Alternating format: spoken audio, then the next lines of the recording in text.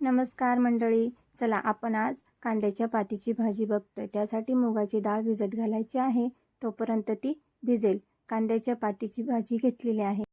ती स्वच्छ निवडून धुवून आणि बारीक कापून घेतलेली आहे। त्यानंतर एका पॅनमध्ये 2 पळी तेल घालायचं आहे। त्यामध्ये अर्धा चमचा मोहरी, अर्धा चमचा जिरे, त्यानंतर बारीक वाटलेला हिरव्या मिरचीचा ठेचा तो पण घालून घ्यायचा आहे।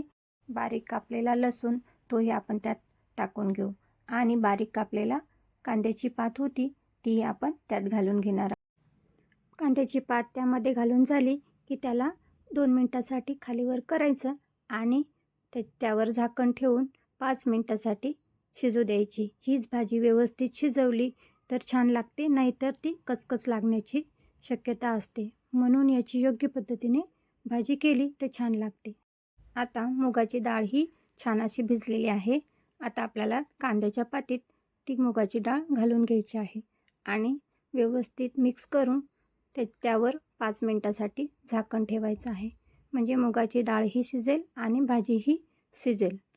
त्यानंतर झाकण ठेवून तिला शिजू देऊ। त्यासाठी मयुरी चॅनलला लाईक, शेअर, सबस्क्राईब नक्की करा आणि अशाच नवनवीन रेसिपी बघत राहा। बघू शकता अशा पद्धतीने भाजीचं पाणीही मुरलेलं आहे आणि भाजीही शिजलेली आहे, पण अजूनही ती शिजायची बाकी आहे। त्यामध्ये आता आपण अर्धा चमचा मीठ घालून घेऊ।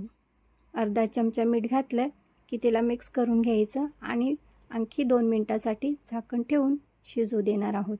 म्हणजे तिला पाणी सुटेल, खाली लागणार नाही आणि भाजीही छान शिजेल। माझ्या रेसिपीज तुम्ही कुठून बघता हे मेसेजमध्ये नक्की कमेंट करा आणि अशाच नवीन नवीन रेसिपी बघत राहा। बघू शकता छान अशी भाजी शिजलेली आहे।